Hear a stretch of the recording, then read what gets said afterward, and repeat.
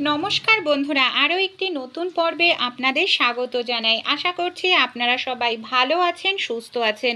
বন্ধুরা, ইঁদুরের উৎপাত আমাদের কম বেশি প্রত্যেকের বাড়িতেই কিন্তু লক্ষ্য করা যায়, কিন্তু এদেরকে তাড়ানোর জন্য আমরা কত রকম উপায় অবলম্বন করি। আগেকার দিনে কিন্তু যে প্যাচকল বলে সেটা ব্যবহার করা হতো ন্যাচারালভাবে ইঁদুরকে ধরার জন্য, কিন্তু এখন তো আর সেটা পাওয়া যায় না। আমরা কি করি, কেমিক্যালযুক্ত বাজার থেকে ওষুধ নিয়ে আসি ইঁদুরকে মারার জন্য বা তাড়ানোর জন্য, যেটা অনেকটাই দাম হয়, এমনকি এতে আমাদের শরীরেরও অনেকটা ক্ষতি করে। আর ইঁদুরকে না তাড়ালেও কিন্তু হয় না, এরা আমাদের ঘর বাড়ির জিনিসপত্র নষ্ট করে, খাবার দাবারেও মুখ দেয়, যার ফলে আমাদের শরীরেও রোগ ব্যাধি এরা সৃষ্টি করে। আজকে এমন একটি ঘরোয়া টোটকা শেয়ার করব বন্ধুরা, আশা করছি এর মাধ্যমে আপনাদের বাড়ি থেকে ইঁদুর পুরোপুরি চলে যাবে, এমনকি মারা যাবে বলতে পারেন। চলুন তাহলে এমনই অসাধারণ ঘরোয়া টোটকাটি আমরা দেখে নিই। এর জন্য আমাদের নিয়ে নিতে হবে এই ধরনের পুরনো কোনো কন্টেনার বা কোনো পুরনো বাটি, যেগুলোকে আপনারা রেগুলার ইউজ করেন না, সেই ধরনের একটি বাটি আপনারা নিয়ে নেবেন। এখানে দেখুন আমি নিয়ে নিয়েছি তেজপাতা। হ্যাঁ বন্ধুরা, তেজপাতার মধ্যে এমন কিছু উপকারী গুণ আছে যেগুলো আমাদের ঘর বাড়ির থেকে ইঁদুর তো তাড়াবেই, সেই সঙ্গে নানা রকম ব্যাকটেরিয়া জীবাণু কিন্তু ধ্বংস করার শক্তি রয়েছে তেজপাতার মধ্যে।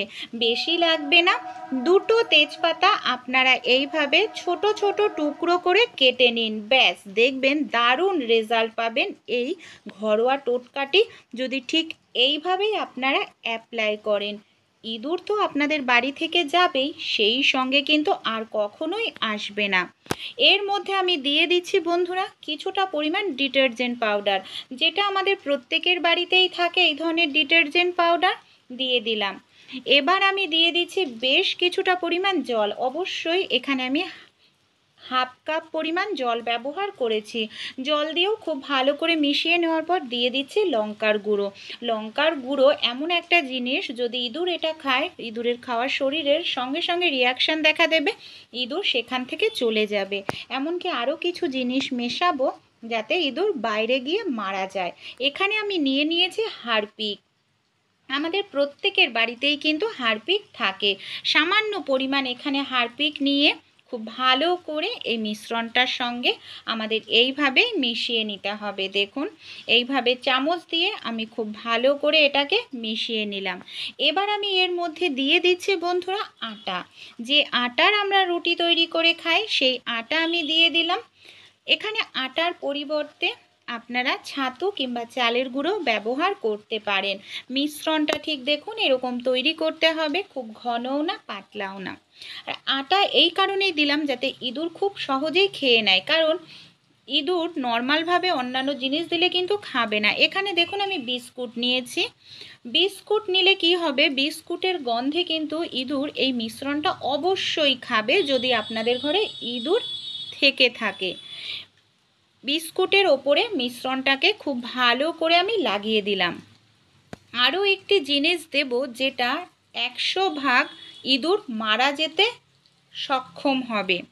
সবগুলো বিস্কুটের ওপরে আমি এইভাবে দেখুন মিশ্রণটা লাগিয়ে দিচ্ছি। আপনাদের বাড়িতে যদি অনেক ইঁদুর থাকে তাহলে মিশ্রণটা আরও বেশি পরিমাণে আপনারা তৈরি করতে পারেন। এবার আমি এর মধ্যে দিয়ে দিচ্ছি কিছুটা চা পাতা। অনেক সময় দুধ চা খেলে চা পাতার মধ্যেও কিন্তু দুধের ভাগটা লেগে থাকে, তাই দুধের গন্ধেও কিন্তু ইঁদুর এই মিশ্রণটা খেয়ে নেবে।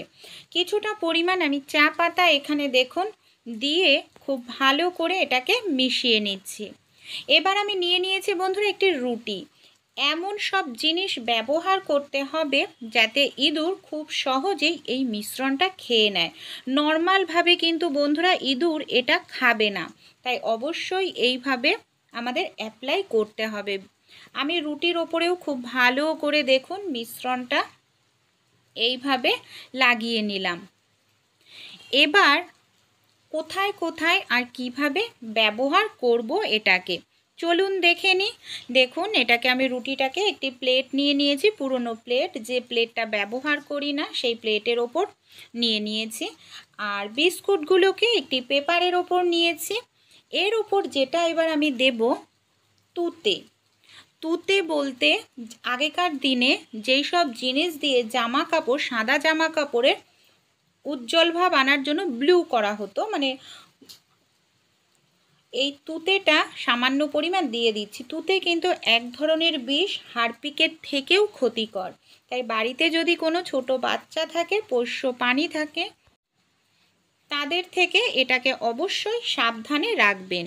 কোথায় কোথায় এটাকে আমরা ব্যবহার করব? আমাদের বাড়িতে যেখানে গ্যাসের সিলিন্ডার থাকে, পেছন দিকটা কিন্তু অন্ধকার থাকে, অনেক সময় ইঁদুর এসে এখানে বাসা তৈরি করে। এখানে ওই মিশ্রণটা, রুটির মিশ্রণটা দিয়ে রাখবো। ইঁদুর আসলেই খাবার হিসাবে খেলেই কিন্তু ইঁদুর মারা যাবে।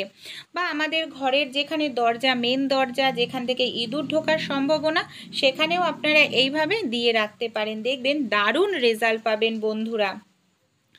আর এইখান থেকে বিস্কুটের গন্ধে কিন্তু ইঁদুর এই মিশ্রণটা খেতে বাধ্য হবেই। তাছাড়াও আমাদের রান্নাঘরে মাছের গন্ধ, মাংসর গন্ধ তো থাকেই, এই সব জায়গায় তো ইঁদুর ঘোরাঘুরি করে। গ্যাসের ওভেনের নিচে দিয়ে রাখুন বন্ধুরা। ঠিক এইভাবে যদি অ্যাপ্লাই করেন, আপনারা 100% রেজাল্ট পাবেন, বাড়ি থেকে ইঁদুর থাকবে।